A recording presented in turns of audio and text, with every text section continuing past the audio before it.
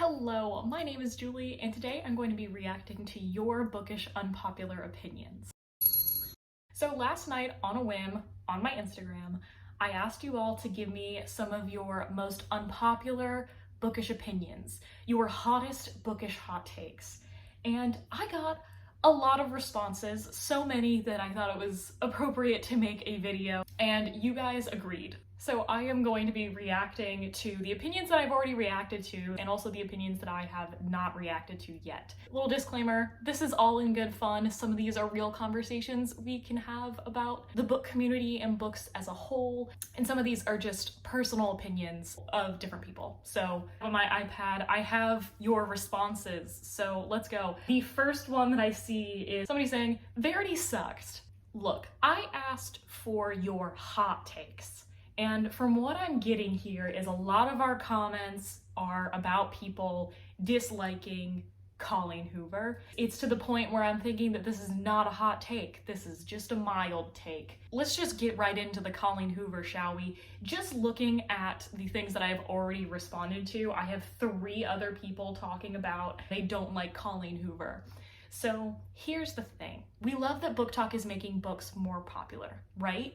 The thing is that the things that are getting promoted are books from already successful authors from years ago, and we are seeing actively how this is negatively affecting debut authors of color. For example, there is the whole middle grade Barnes & Noble thing going on right now that is just heartbreaking, honestly. I think what we're seeing is a lot of people saying, oh, I don't like all the Colleen Hoover hype. I absolutely agree. She's incredibly overhyped. I did not read anything of that sort until like 1 year ago, 2 years ago, and I thought I would never read a Colleen Hoover.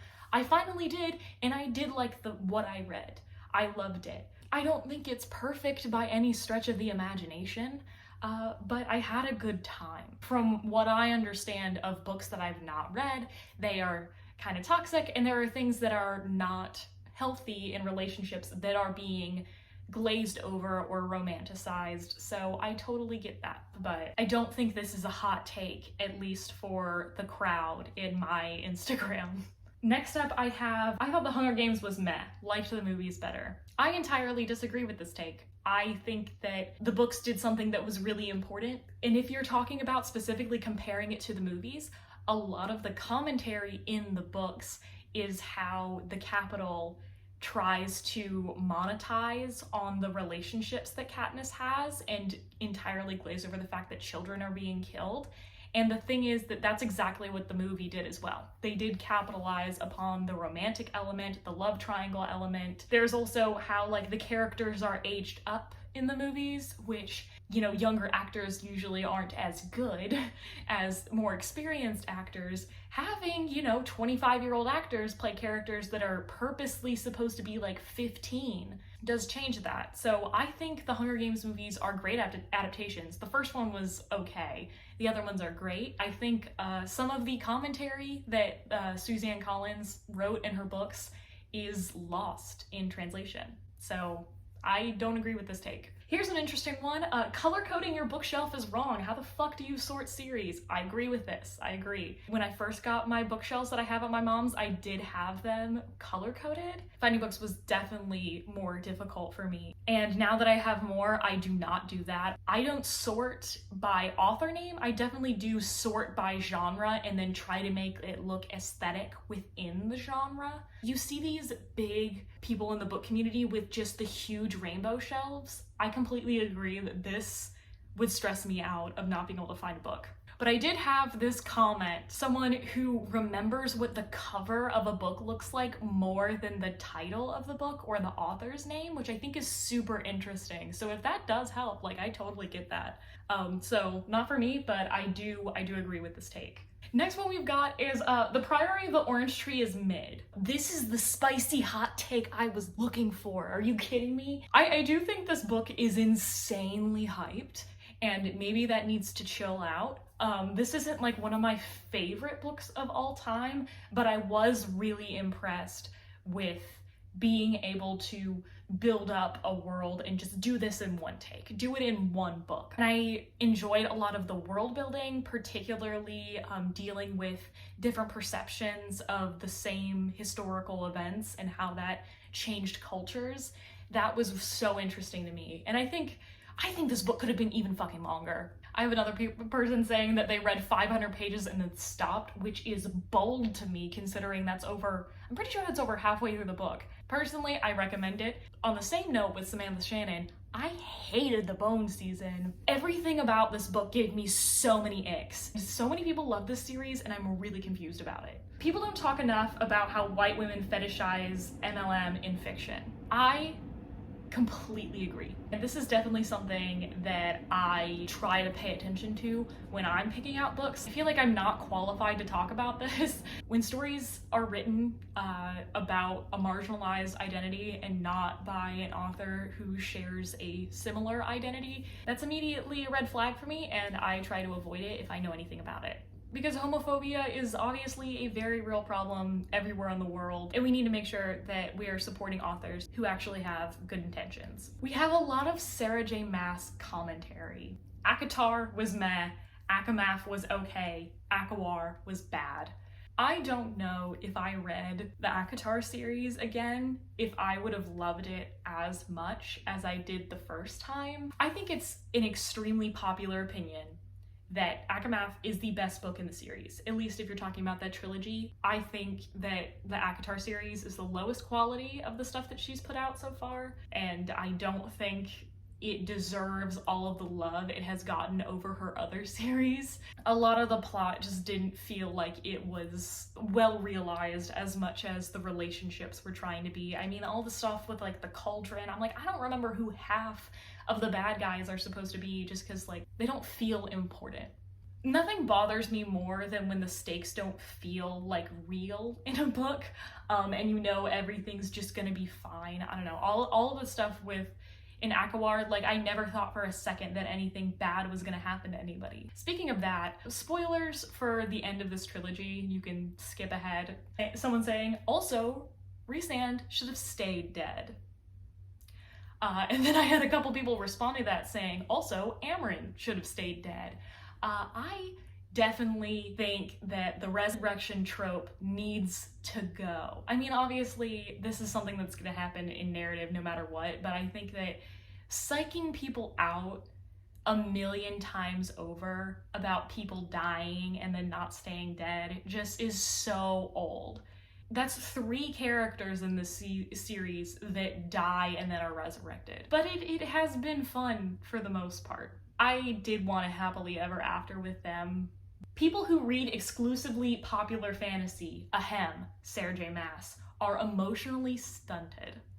Okay, I don't love the emotionally stunted bit right there. That's a little harsh. To me, this is the exact same thing as all the takes that people are having with Colleen Hoover. It's just a different genre. So on one hand, I am not gonna harsh on anybody who says that this author is their favorite, this series is their favorite, whatever.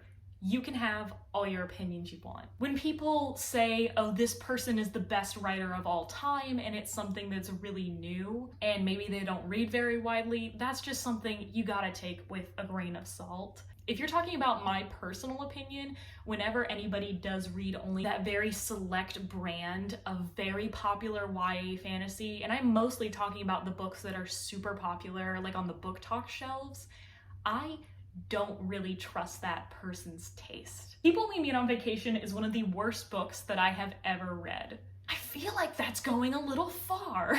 I read People We Meet on Vacation this year and I enjoyed it. I gave it a 4-star. I definitely think that this is not a groundbreaking book by any means. I think I do really like a story that is the story of people's relationship, whether it's platonic or romantic, where there's 2 timelines, where we're seeing like before and after an event. The 2 main characters, they were like talking about how they felt like they wanted things that were so different for their lives that there's no way that they could be together. And I thought that that was kind of wrong. I didn't agree with that. Like, it didn't feel that they were so diametrically opposed that they couldn't have been together. And that That kind of felt contrived to me, but otherwise, I had a ton of fun.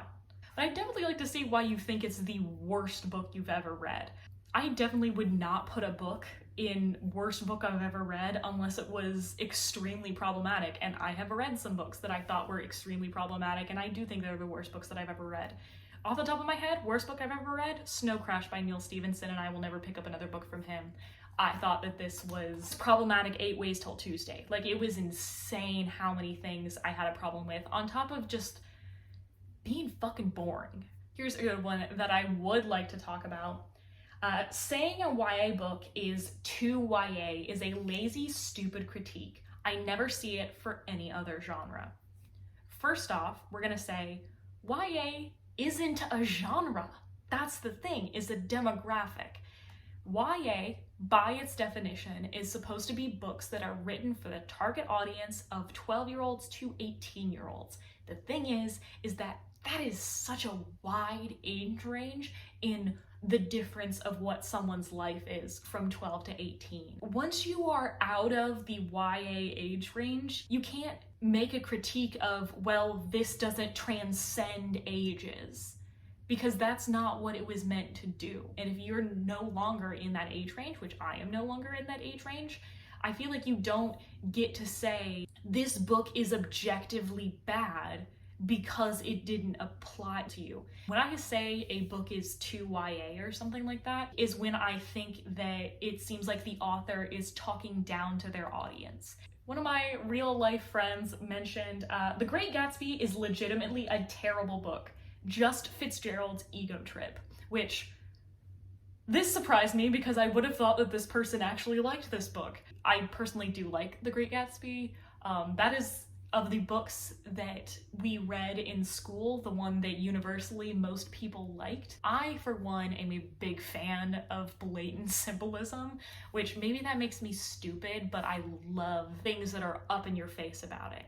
My unpopular opinion about The Great Gatsby is that Zelda Fitzgerald's name should be on the cover of the book just as much as F. Scott's is. Those two were collaborative on all of his books. There were passages of her diary that, with her permission, he put wholesale into the book. And you see later in their lives, once they finally kind of went their separate ways, they were an on-again, off-again couple, that they both tried to write books, and neither of them were as good as the books that were published under F. Scott's name when they were together. So I have someone saying Riley Sager books are trash. Now, I have read 2 Riley Sager books. I listened to the audiobooks of both Lock Every Door and Home Before Dark. I really enjoyed Lock Every Door. I listened to it on a plane and I had a good time with it. But Home Before Dark, I just wasn't a huge fan of. Like, all of the red herrings and everything felt really fake to me, and I just didn't get a lot of enjoyment out of it. Talk about the books that came before Lock Every Door. A lot of people didn't really like those, and then his most recent release has not been getting good reviews either. So I think he kind of just had a couple of books that went okay, and then other people have been reading his backlist. So I don't think that this is a crazy unpopular opinion, but saying they're trash, I guess that is unpopular. Creators who make shitting on a particular book or series their whole brand need to get a life. This is a big problem in the world of social media in general, and not just like bookish things. People who make their entire brand around a negative opinion of something that they don't like, it's really bad, and it's not a personality trait. If it's something that's problematic and you're trying to talk about, like, this is something that is actively a harmful thing, sure, that's entirely different. Saying that this piece of media is just bad and people should feel bad for liking it, not the same thing. Come on. I try to make my page talking a lot more about books that I loved and want to share with other people, and try to talk less about books that I didn't like, unless I want to give a warning about how this book could potentially be harmful. We have another one. People who did rainbow stacks for Pride Month with no LGBTQ titles make me want to scream. I get this one. I get it. Here's the thing.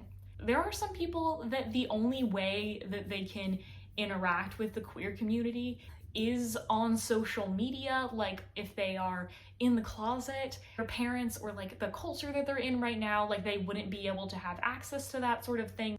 That is the case in which I think this is okay.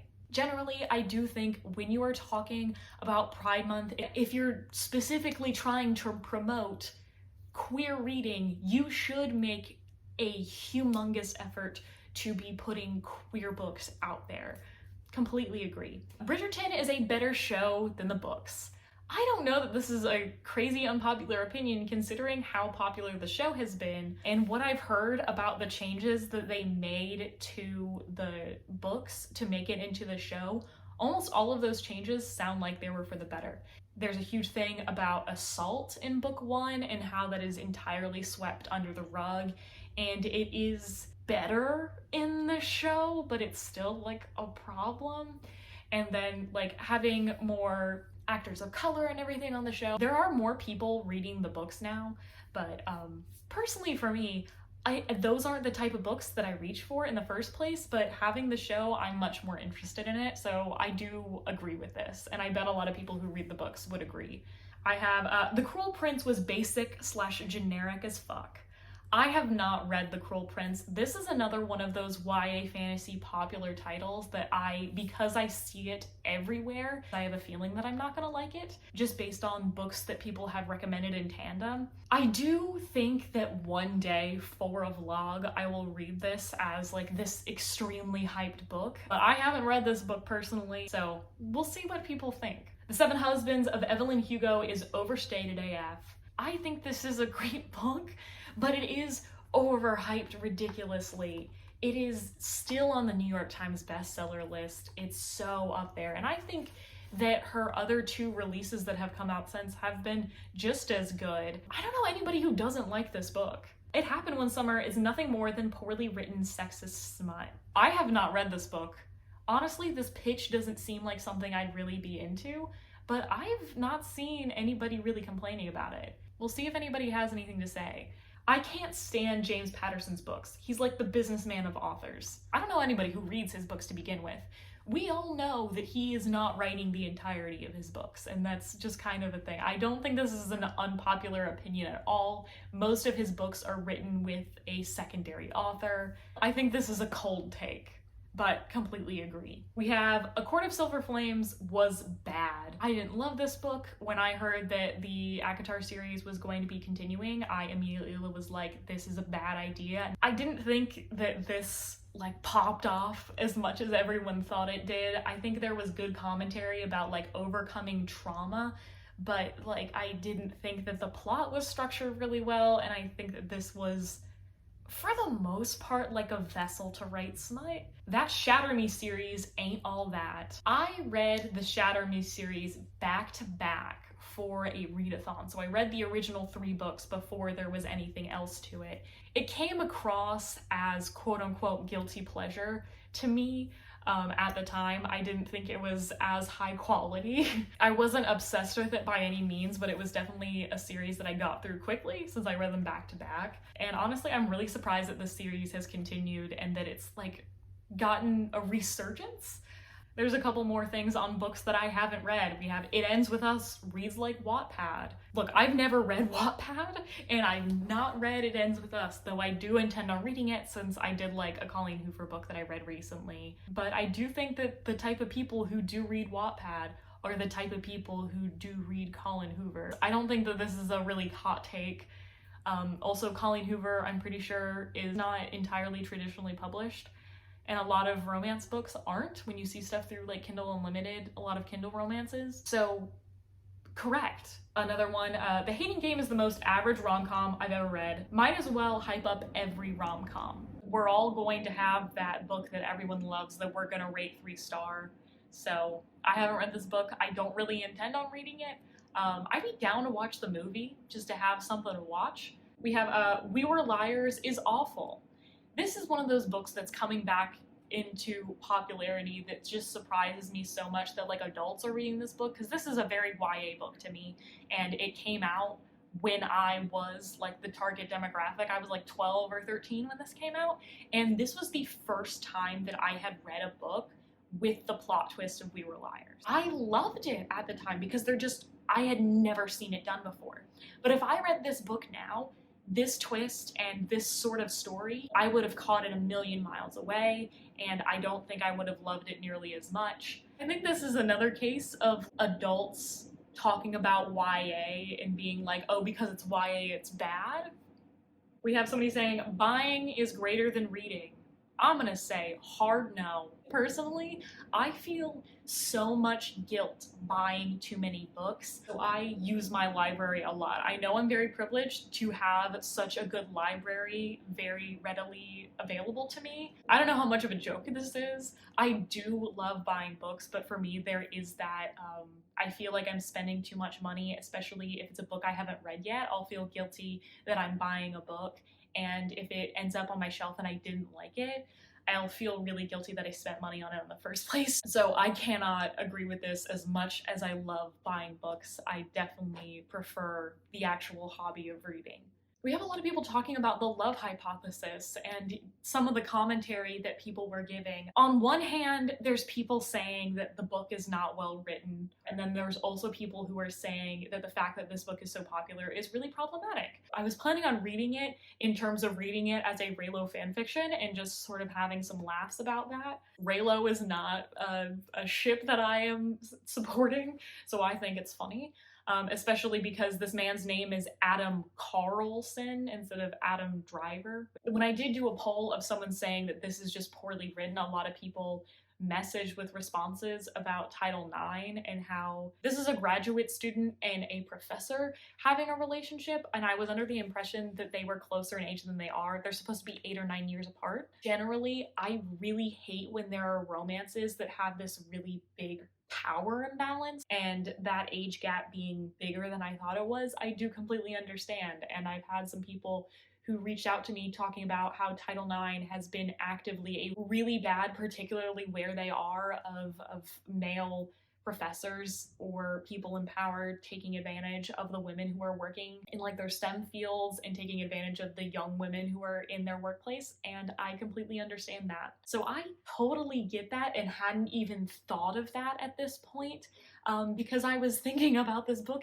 as a Reylo fanfiction and not taking it very seriously. I have somebody saying, I count DNFs toward my reading goal, and I would love to hear what people say about this. I don't DNF books very often, and I only count a DNF if I read more than half of the book. I think notably, the one that I have DNF that I have counted toward my reading goal was House of Leaves. The amount of time I spent on that book, it's definitely the time that someone could have spent reading the whole thing. First Law is fine, but not incredible. I have yet to read this. This is something that is on my list of books to read, but I'm unsure if this is going to be something that I really love, because I know this is like a fantasy written by a man, and it's also like the characters aren't supposed to be good people. So, and I know that a lot of problems that I have, particularly books that are written by men, is when I don't connect to the characters. I have somebody saying, stop canceling and banning books just because the themes are out of date / you don't like them. I want to get more thoughts on what you mean specifically by this. Book banning is bad. Let's go out and say that. But I think if you're not wanting to include a book because it's hateful, the book that comes to mind for me is Heart of Darkness by Joseph Conrad. Even though this book is really racist, we still read it. I don't think that this should have been taught at all. I don't support the banning of books, but maybe this shouldn't be put in the fucking curriculum. Don't say a YA book is bad, or a book by someone who has a different identity of you is bad because you don't relate to it. Yeah, don't cancel it. Hi, Editing Julie here. I thought I could sum this up a lot more concisely than past Julie did. So, banning books and canceling books are things that are entirely different. Themes that are out of date and things that you don't like are entirely different. So I am kind of confused as to the point that this person is trying to make. Banning books is censorship, removing books from circulation because you don't agree with them. Canceling books is a social media term for condemning books for their inappropriate, problematic, what have you, content in the book. Themes being out of date makes me think that this person is referring to classic books that have racist or sexist or homophobic undertones. But yeah, maybe don't say things are problematic just because you don't like it, if you don't think it's being harmful. I think this will feed back into a trigger warning, content warning conversation that we will have later in the video. Read Mariana Zapata's books instead of Coho so I can find them in the bookstore. All of these bookstores are really carrying books that were already popular by popular authors. So yeah, I do think that we should be spending more supporting authors who aren't as successful so people can find them in a bookstore. Completely agree with this. I have yet to read one of this author's books. She is on my TBR, but I agree with this sentiment in general. From Blood and Ash Sucks, it does not deserve the hype and it honestly has pretty bad writing. I have yet to read this book, but this is another one of those really popular fantasy books that I think is lumped in with some lists of books that I don't think that I'm going to like. So we'll see what you guys have to say about this one. People only like Song of Achilles because it's sad. I absolutely disagree with this take. Absolutely not. I am someone who has studied Greco-Roman mythology pretty deeply. I have loved Greek mythology for all of my life, and I had 4 years of Latin, so I did study this pretty intently. I think Madeline Miller did an insanely great job with updating this myth, since a lot of the women in the story weren't paid attention to, and a lot of the queer elements were removed from the original stories because of old white men who were working on translating these stories. So no, I think that it is important that we have Song of Achilles and all of these retellings that are getting back to the original roots of the stories that were removed from generations of taking out queerness of stories like that. I am so sick of reading coming of age novels. I'm old and tired. I love coming of age stories. I am 21 years old. I still think I am coming of age, so this is the type of story that I still find value in, and I think it's really important for it being published, especially with all of the queer authors and authors of color that are finally getting to tell their own coming of age stories when they weren't there a generation ago. This person is not saying that they're bad, they're just not interested in them, and I can get that. Crawdads is one of the worst books ever written. I haven't read this book, and I am not going to be reading this book. I think it's really strange that the industry has let this book get so popular, considering that this author and her husband are literally wanted in another country for questioning about a murder, and then this book is then about a justifiable killing. I can't say if the book is poorly written, but why are we giving this author attention?